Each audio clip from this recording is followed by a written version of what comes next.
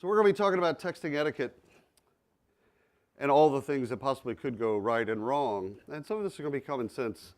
I love the beginnings of conferences because it's almost like the flights into Vegas. There's so much hope. The flights out of Vegas are just regrets. Lots of regrets, things that should have been said and done that shouldn't have. Anyway, hopefully you have a good conference. So, what could possibly go wrong, right? Well, there's that. Let's go through the visual exercise of candidates behaving badly. These are funny, yet true. So, without further ado,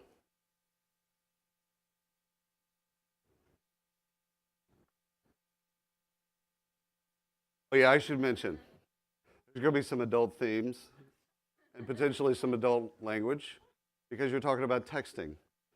No one moderates the F&CK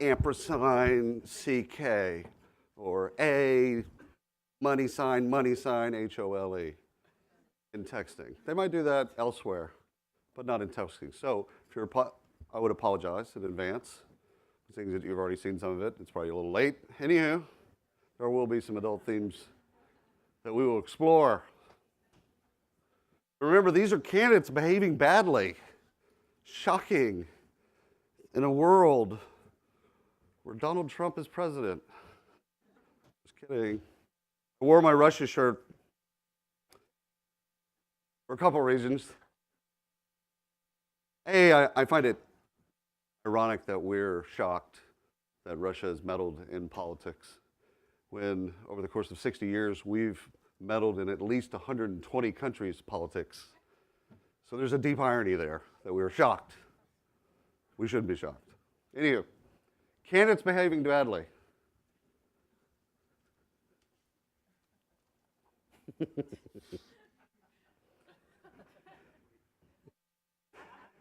So there's some things that happen. Let's say lies, misrepresentations, things that you can't control happens when candidates are texting with your recruiters.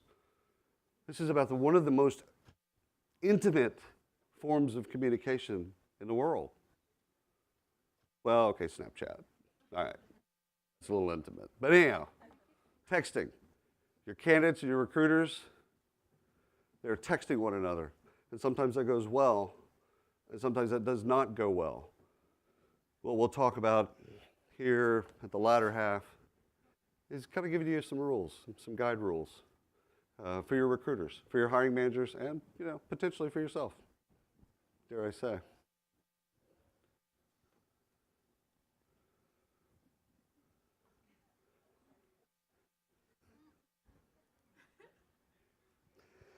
Dickhole is not actually a word.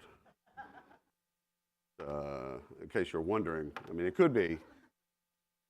We could probably add that to the lexicon if we wanted to. I'm not sure we want to, but turns out Jimmy Rollins, not really high thoughts of him. Amazing. Now, you can see in these 10 examples, the recruiters are trying to be professional. They're trying their best to represent the company themselves, the industry, the profession.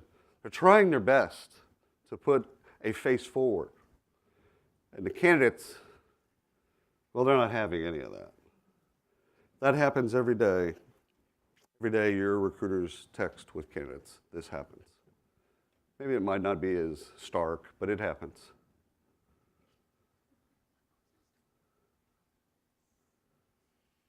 Yeah. My boss is a tool. That's kind of an indicator, right? It's kind of like something you want to hear from a candidate, like them talking badly about the person they're working with. Yeah. That's kind of a flag. You'd kind of mark that down.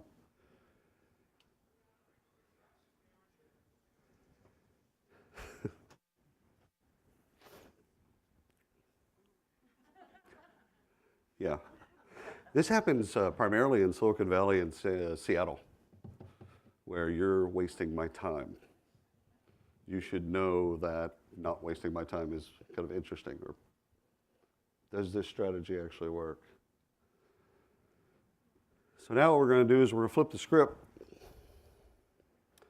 We're going to talk about what happens when recruiters behave badly. I mean, I know it's a crazy thought that recruiters would somehow misrepresent your brand or potentially use the texting medium to date or, like some other illicit shit. This is the flip side of the argument.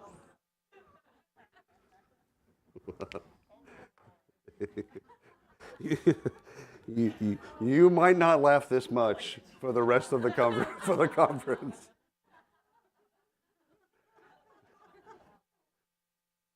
I did want to include the pic because I thought that was too much, and I'm not a rule breaker. I don't want to do that.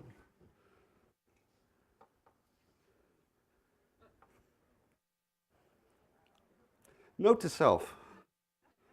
In texting with one-on-one communication, hashtags don't actually work. I know, it's news to everybody, right? They're not clickable, not searchable. Interesting. It's crazy. We all know people like this. Every single one of us has family members that are like this.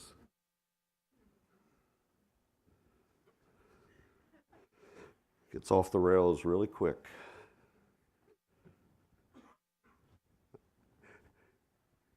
And by the way, this could be, I tried to balance things out as best I could, male, female, but this could happen either way, right? The inappropriateness, I don't think is just male to female. I think predominantly it probably is, but not only. So I tried to balance that out a bit.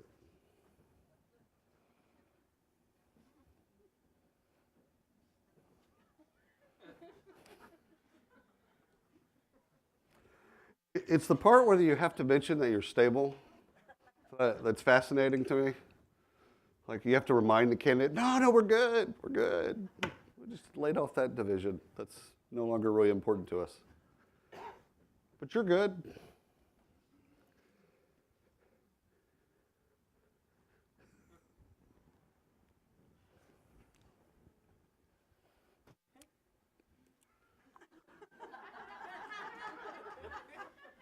Right? We've all made this mistake. Come on now. Every single person there, raise your hand because every one of us has made this mistake. Okay? I think I grew up in an era in Texas where driving and drunk driving was actually socially acceptable. I know it kind of sounds weird to say now, especially in California because you're so liberal. Nope, just kidding. Like, how would you get your car home? Like, that was the thought in the 80s.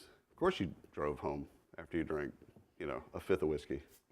It's just what you did.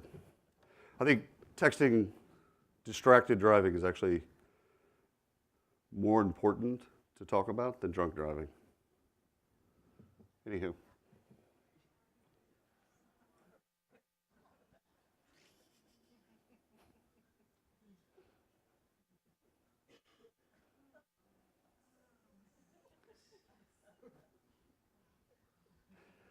I love the bro. Anytime I can mix in the bro reference, I'm a big fan of that.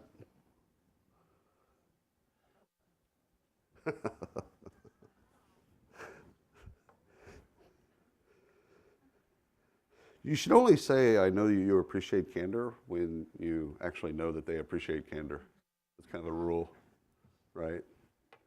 Just a rule of thumb. Like, do you appreciate candor? Okay, good. Then I'll speak. I love that. The offer is lower than what they make. How many times have we made that mistake?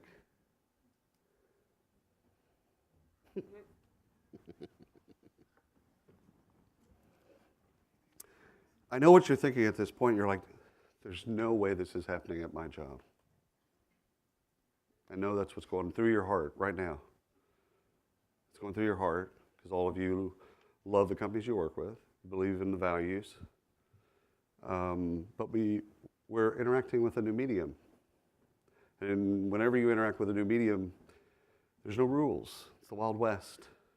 When it's the Wild West, people had behaved badly. Okay? So now I want to, obviously I enjoy making you laugh. It's a serious topic.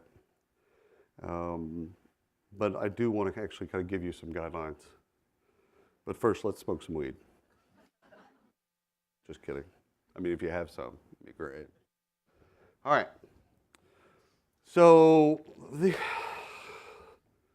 I didn't want to say rules because rules are kind of like written in stone and concrete and marble and whatnot. I want to give you some advice, some actionable advice, things that you can actually use when you go back to work, whenever you go back. So these are the basics.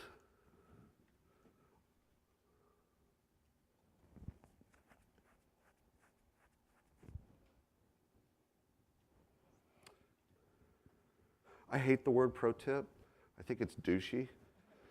But I included it in my slides, so just FYI.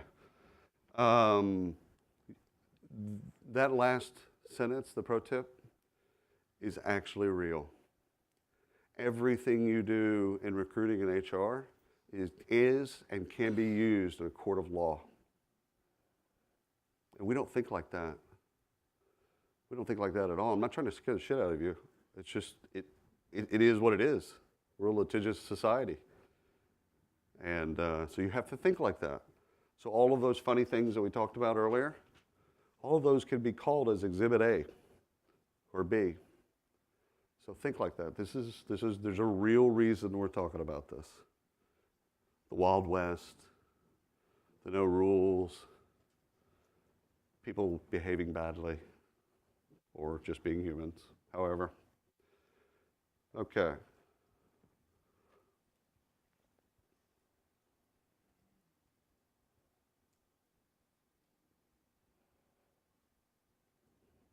So rules of thumb: consider the candidate, consider their bedtime, their breakfast, consider the window of when you would communicate with somebody. Texting is different than email or possibly even any social media. With texting, you actually expect a reply. The expectation is that they'll reply. If I email you and you don't email me back, I'm not like looking to kill you or anything. I mean, I might, but I don't have the expectation. I don't have the expectation in Twitter. I don't have the expectation in Facebook or any other medium. But in texting, I have the expectation. I send you a text, you better text me back until we feel like the conversation is over. Okay? That is a reasonable expectation. So make sure your recruiters understand that. They just can't blast text, get responses, and then just not respond. That doesn't work in text recruiting. How are we doing on time? I can't see you. 5 minutes? Great, I'm gonna probably go over that. Just kidding.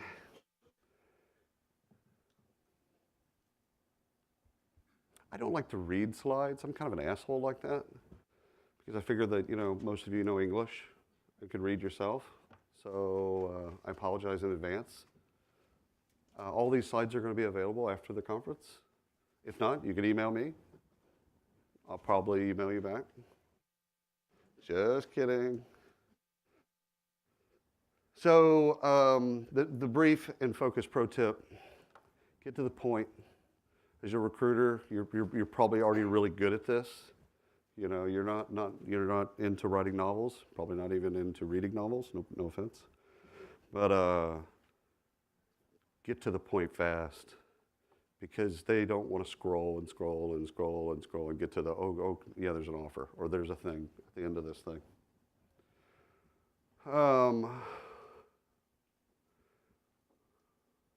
I'm probably one of the most sarcastic people you'll ever meet. Sardonic, dry wit, inappropriate, dark humor, kind of all thrown together. Yeah. But even I don't use sarcasm in text because it could be misunderstood, misread. So encourage your recruiters to be very plain spoken, very direct, very professional. Coming from me, you would notice the irony. okay? But it's true.